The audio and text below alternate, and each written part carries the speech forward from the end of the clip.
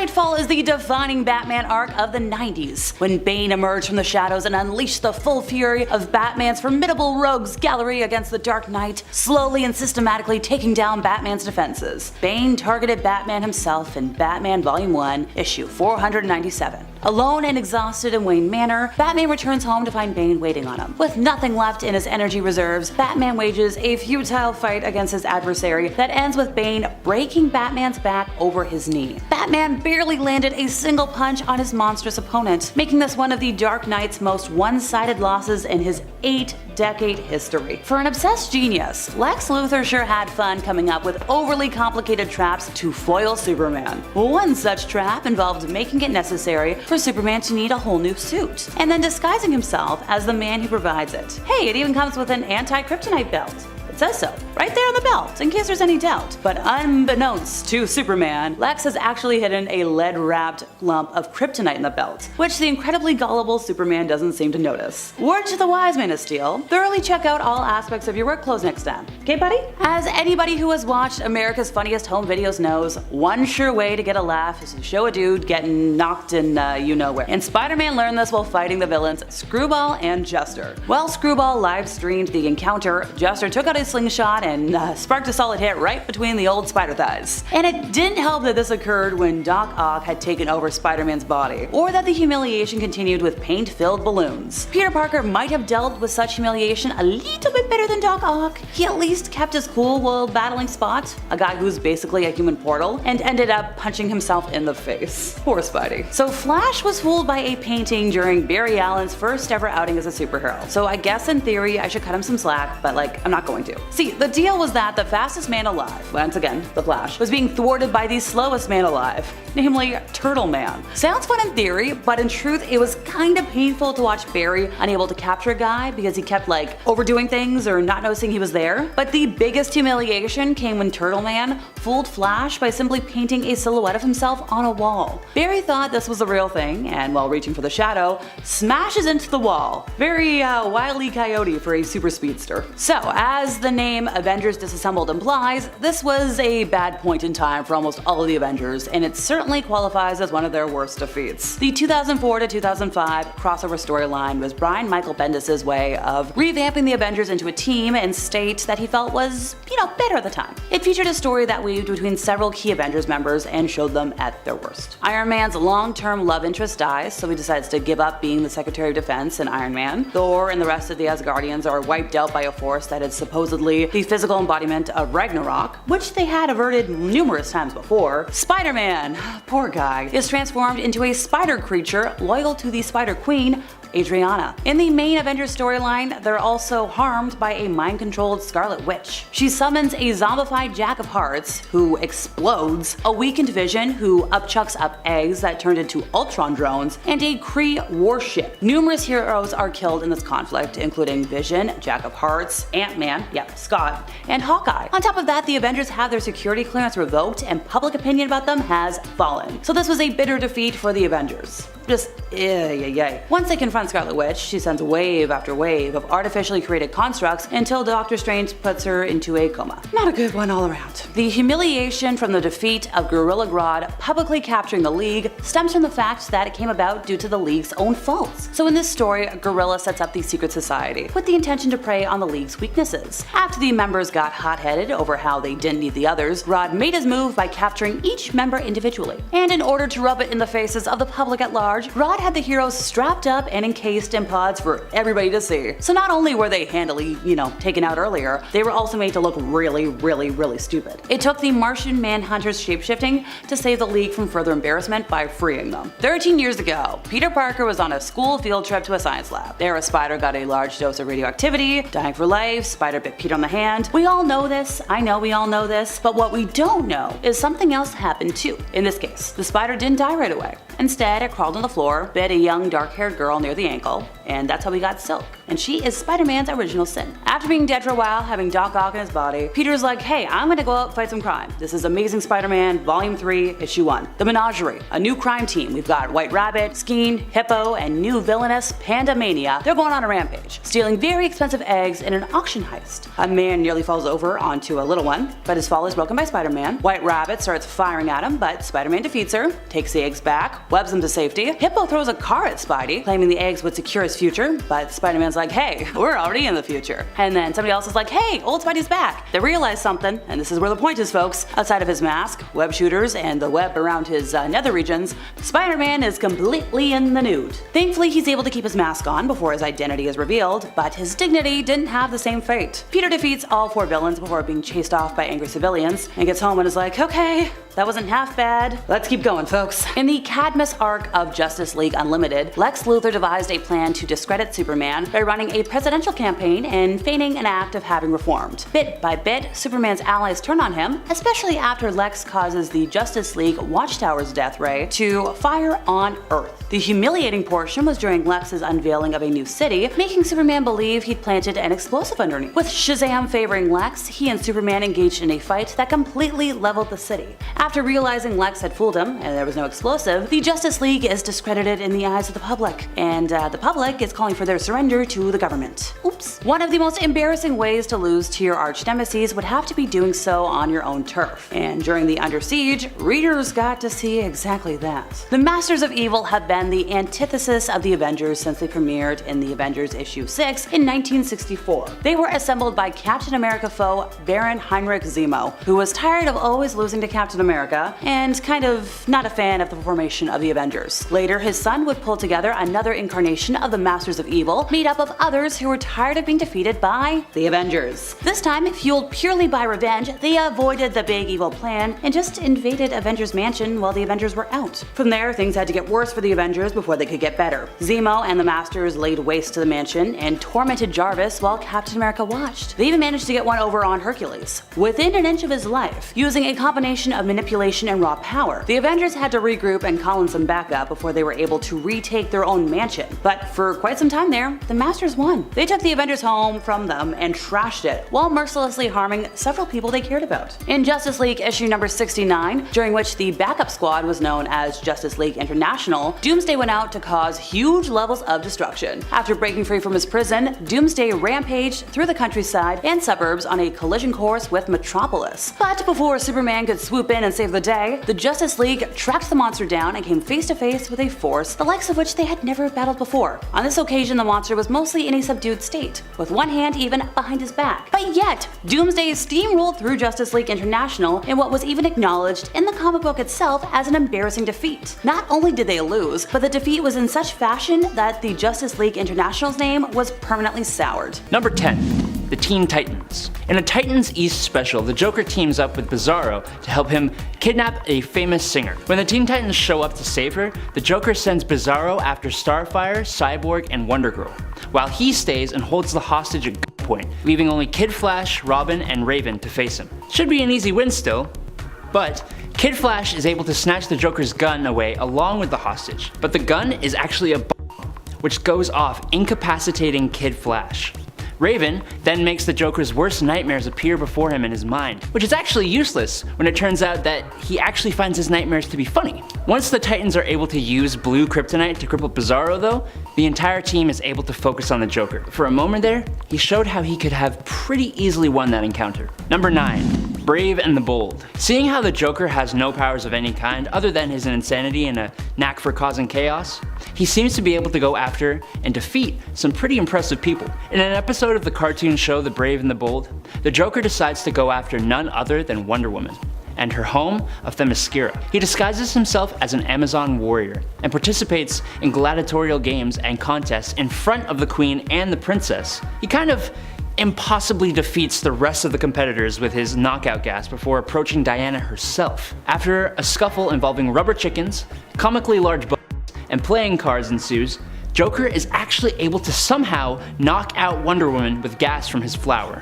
Number 8. Jeepers Creepers. Joker and the Creeper, who is a very unknown and pretty strange Gotham-based hero, come to blows in 1975's Joker number 3. When the Joker frames Jack Ryder for a robbery, the Creeper hunts the clown down and tries to confront him. After a series of body blows, he knocks the clown to the ground, seemingly defeated. But of course, in a very Joker-esque moment, his coattails shoot out as a projectile and knock the Creeper off guard, allowing the Joker to gain the upper hand and choke the Creeper into unconsciousness. Now, the Creeper has superhuman strength and agility, so it's pretty embarrassing to get knocked out by a regular human lunatic, I'd say. Hello there, nerds. Just wanna quickly pause here to say thanks for watching.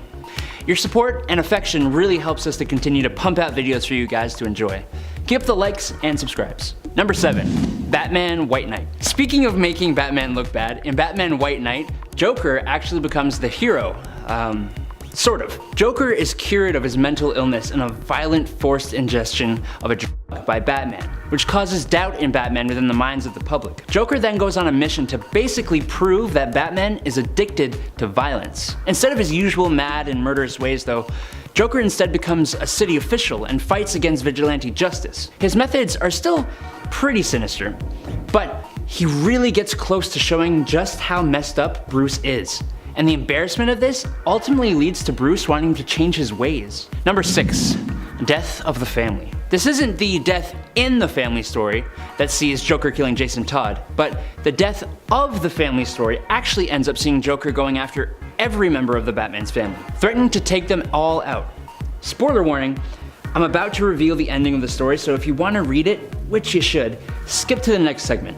Okay, ready? So basically, after kidnapping the whole Bat family, Joker sits them all at a dinner table and reveals that their meals are actually the cut off skin from their faces. Jeez! Don't worry, after he severely emotionally cripples Batman by this action, it's all just a big game. Number 5, a little extra twist. The Dark Knight Returns is an incredible story that is set in the future where the Joker, who is bored out of his mind, and an old retired Batman who no longer wants to play Joker's games. Cornering one another in a tunnel of love, Batman loses control and snaps Joker's neck, paralyzing him but importantly, not killing him. Joker is rather put out about this though, and seeing an opportunity to completely ruin the Dark Knight's reputation, Joker uses the last bit of his strength to jerk his body enough to crack his own neck, killing himself so that the Gotham public will think that Batman murdered him in cold blood, which actually works and leads to another famous battle between Batman and Superman. Joker's really good at making Batman look bad. Number 4, Joker War. In Joker War, the Joker has managed to not only take Bruce Wayne's weapons and technology, but even all of his wealth, and he took over Gotham with even the support of the city. That all on its own should be embarrassing enough to make this list, but then you add the fact that he actually stole and wore a bat suit, and not just any old suit either. This one was supposed to eventually symbolize a Batman that had become the White Knight of Gotham. Joker took this suit and Joker-fied it, completely turning the entire point of the suit on its head. Number 3, defeating Aquaman underwater. Did you know that even underwater, Aquaman was defeated by the Joker? Not one-on-one, mind you, but it's the Joker. That isn't really his forte anyways. In Legends of the DC Universe number 26 and number 27, Joker heads to Atlantis to get away from Batman. Even though Aquaman knows what Joker is up to, the Joker is still able to convince the people of Atlantis that he is the king of the surface world and that he can help them with finding a cure for the infected fish that they have. He even manages to get a scientist to fall in love with him. Even his own people didn't believe in Aquaman. Yikes. Number 2, the Batman who laughs. Even when Batman wins, he loses. In an alternate universe where Batman kills the Joker gets the final laugh when a toxin is released that turns Batman into an evil Joker version of himself. All of the insanity of the Joker matched up with all the intelligence of Bruce Wayne. The Batman who laughs becomes a huge threat to the entire DC universe. He has a bunch of hound-like evil Joker toxin Robins on chains too. He is absolutely nuts. It's just so fitting that when Batman is actually pushed to the point of finally killing the Joker pulls one last joke where he still wins. Number 1, Emperor Joker. In the Emperor Joker storyline, the Joker ends up stealing the multi-dimensional powers of the Superman villain, Mr. Mxyzptlk, and he basically becomes a trickster god. creating a world where heroes and villains switch roles, where he constantly kills Batman over and over and over again. He makes Flash obese and slow, and he even eats China. Yeah, it's true. The sheer amount of power he wields even gets Darkseid to back down without a fight even taking place. Just a few threatening phrases. That he'd make an excellent lawn jockey for Joker's secret hideout, or that he'd make a great hood ornament. That, plus a show of power, and Darkseid was like, nah, I'm good. Joker put all the heroes to shame. The only way he could lose was for the universe to end up being destroyed. At number 10, we have the time when Thanos turns Nova into literal Lego pieces. After Thanos faces off against a large group of heroes and starts picking them off one by one, it's finally the last straw for Nova, who tries to intervene and put a stop to Thanos' mayhem. Nova, being a younger superhero, he's bold enough to take a stab at Thanos himself. And don't get it twisted, Nova is actually quite a powerhouse, so readers might have expected him to at least make some kind of a dent on the Titan, but no, Thanos effortlessly stops Nova in his tracks and turns him into Lego pieces. And this is intentional, something that Thanos does to humiliate Nova. As he does what he does, he mutters, "like a child's toy blocks," mocking Nova's age and lack of experience. Brutal. And the list gets worse. At number 9, we have the time when Thanos knocks out Captain Marvel. This event takes place in the MCU when Carol Danvers tries to intercept Thanos' effort to use the Infinity Gauntlet. With her incredible strength, she almost succeeds at putting a stop to him, and he might even be concerned at this moment himself, because if any hero is going to swoop in and stop him at this very point, it would be Captain Marvel. I mean, she can destroy whole alien spaceships by simply flying through them with her body, among so many other things. But right as Thanos is about to lose, he reinstates his supremacy by yanking out the Power Stone and using it to power up a superpowered punch and basically knocking out Carol cold. This is a serious disrespect to Captain Marvel's power and integrity. She simply just isn't used to being punched out like this, but in this instance, Thanos is an exception. Okay, at number 8 is when Thanos totally embarrasses Atri by encasing his hands in metal. Unfortunately, what he does here goes quite beyond embarrassment and into tragedy, as he murders all of Nidavelir's people. Except for Atri, of course. Now, I know Atri isn't a superhero, but it still is a kick in the shins to Thor and the rest of the team, quite directly actually. You see, Atri was supposed to craft Thor's hammer, which he was going to use to defeat Thanos, but instead, Thanos shows up early before the team can approach Atri with the job and has the dwarf craft the Infinity Gauntlet instead, and then he traps his hands in metal. Not only that, but he kills all the other dwarves, leaving only the one that mattered to him. This is clearly an effort to humiliate Thor and his teammates by sort of saying, "Look, I'm always going to be one step ahead of you guys, and even though I could have killed Atri as well, I decided to let him tell you how it all went down. Oh, and by the way, he's useless to you now as well because his hands are in metal."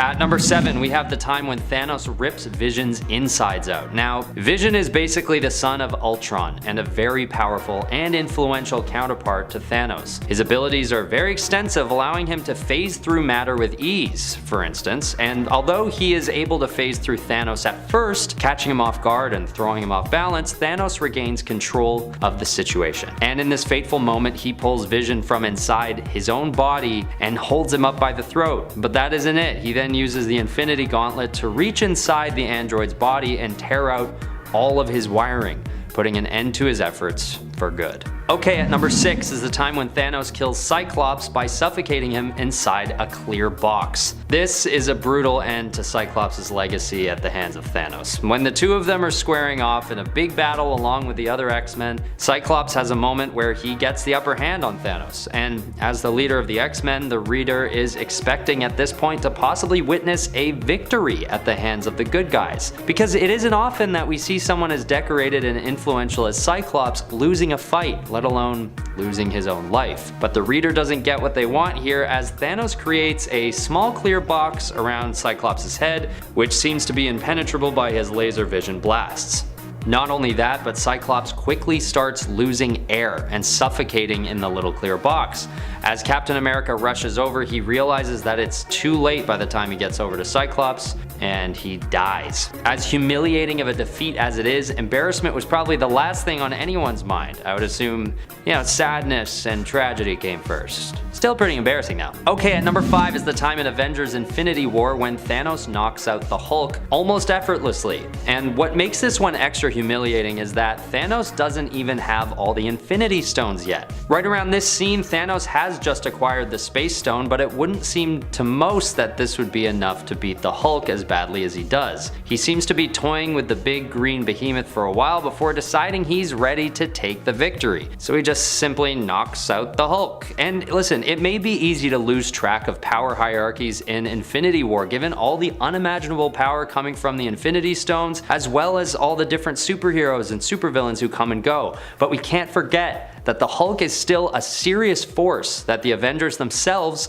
have had a very hard time containing in the past. So for Thanos to just toss him aside like this is definitely a major display of supreme power, and maybe a little embarrassing as well. At number 4 is when Thanos turns Wolverine's skeleton into rubber, basically. The image is too much to bear as we see Wolverine's body fall to the ground like an empty gym bag. And this comes right after Wolverine gets a big shot in on Thanos. During the onslaught to take down the Titan, Wolverine actually manages to stick his claws into Thanos' back. Silver Surfer even thinks this is the killing blow as they watch in anticipation, but much to everyone's surprise, or are they even surprised anymore? Thanos shrugs off the attack and jellifies Wolverine's otherwise indestructible adamantium skeleton. This moment is pivotal in the development of both Thanos and Wolverine's characters, considering it shows Thanos' sheer raw power and, on the other hand, totally diminishes Wolverine's long-hyped strength that seems to be near its peak during the Infinity War. I mean, who hasn't thought about how strong adamantium is and how much it'd take for somebody to get the upper hand on Wolverine? And then just to see him lying on the ground like that, still conscious but totally useless, it's too much. Next slide. At number 3 is when Thanos totally thwarts Quasar's attacks and turns him into ash with little to no effort. So in this same battle during the Infinity War, which makes up most of this list it seems, Quasar takes a shot at Thanos himself. When things are looking grim for the Allies, Quasar is called upon by Adam Warlock to support in the fight against Thanos. And Quasar comes at him with all the confidence and bravado that he's usually known for. And for good reason too, because after all, he is the one carrying the quantum bands, which have basically immeasurable power. So in this final chance to avenge Spider-Man, Thor, and Wolverine, among so many others, Quasar appears to be the one who can pull out a heroic win for the good guys. But once again, our hopes are all dashed as Thanos just explodes the quantum bands, rendering Quasar totally useless. As he falls to his knees defeated, Thanos simply blasts him with a good old beam of power and turns him into ash. Does anyone think this list is starting to sound more and more like that compilation in The Incredibles where we see all those heroes die because of their capes? It's just like pure confidence, absolutely annihilated by Thanos' might, and always in such an embarrassing way. At number 2 is when Thor is turned into glass and then shattered. This is a devastating defeat since Thor appears to be the Allies' last hope in defeating the newly godlike Thanos. After a harrowing battle where Thor even loses his hammer for a time and then nearly suffocates in space, it's finally down to a showdown between arguably the two most powerful forces on this battlefield. But as Thor is approaching Thanos with the energy as though he's gonna deliver the final blow, Thanos simply turns him into glass, and then without hesitation proceeds to smash the Thor statue into a million pieces. This obviously takes the God of Thunder out of the fight and basically out of reality. Such a build-up suggests a much more intricate and balanced face-off would occur, but even after all the preparation and anticipation, Thanos still proves that he's no one to be messed with, even by the God of Thunder. Pretty embarrassing if you ask me. You gotta feel for the guy, or the millions of little pieces of the guy that's left. At number 1 is the time when Thanos breaks Captain America's neck with a backhanded slap to the face. This is by far one of the most humiliating defeats on the list, both because of the status and build-up of Captain America's character, and also the fact that it's basically just a slap that takes Cap out of commission. During what appears to be a final epic confrontation between Captain America and Thanos, Cap is throwing some epic monologues at the godly purple alien like, "As long as one man stands against you, you will never claim victory." But as this is going down, Thanos almost entirely misses the fact that Silver Surfer is flying towards him with the intention of snatching the Infinity Gauntlet off of his hand. And he almost does too. But Thanos, of course, becomes aware of it at the last moment, and in his rage and possibly in a state of his own little bit of embarrassment, he turns and smacks Captain America in the face with a backhanded slap, breaking the hero's neck and killing him. It seems like a theme in these final encounters after Thanos retrieves all the Infinity Stones that he almost gets beaten, but then totally snaps back and shows the heroes who's boss. Snaps back. Get it? Snaps? I didn't even notice that until I said it.